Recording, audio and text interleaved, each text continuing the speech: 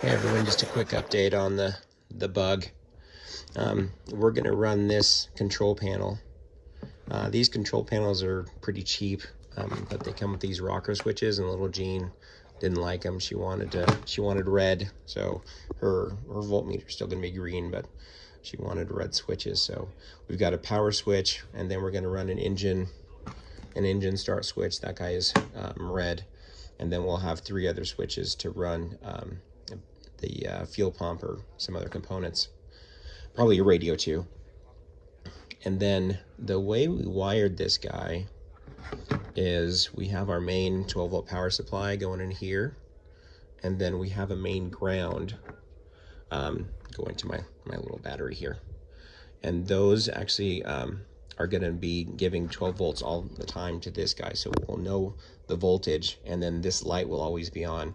If it sits for a long time, we'll probably do a battery shutoff so that it won't kill the battery, but these little things aren't gonna do too much. This is going to be lit, but it's not going to be on all the time. The way it works is that when you hit it, you have a positive negative here going to the ground into our 12-volt supply, but I also have the switch leads, which is going to be this green wire and the blue wire. And the blue wire is going to be sending power to the relay for the ignition system, and also to power up all these buttons. So without this on, the buttons don't have any power, so you can turn the car off with this guy. So essentially, if you hit this, let's see if I already did. Yeah, if you turn it on, it'll give power to everything else. And if you turn it off, you'll kill it.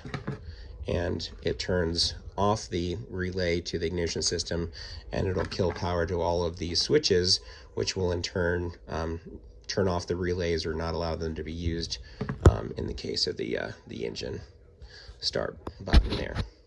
So this is going to be the control panel for the Beetle. And for the dash, we actually, excuse the messy garage.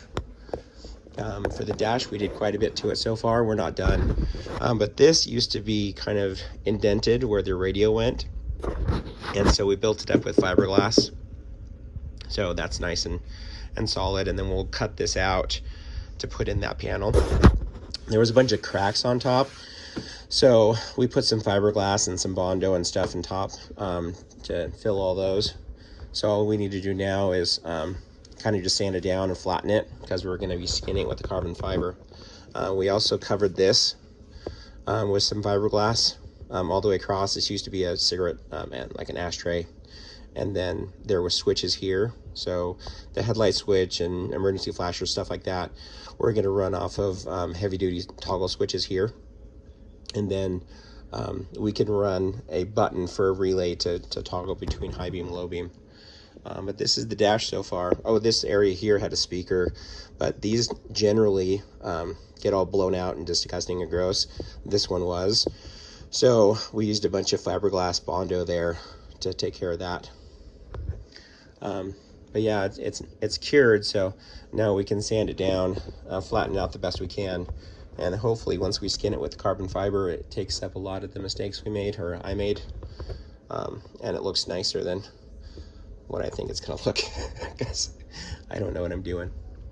But we did a pretty good job, and then once we get it in the car, I think it'll look nice. Cool. Well, I'll talk to you guys soon. Bye.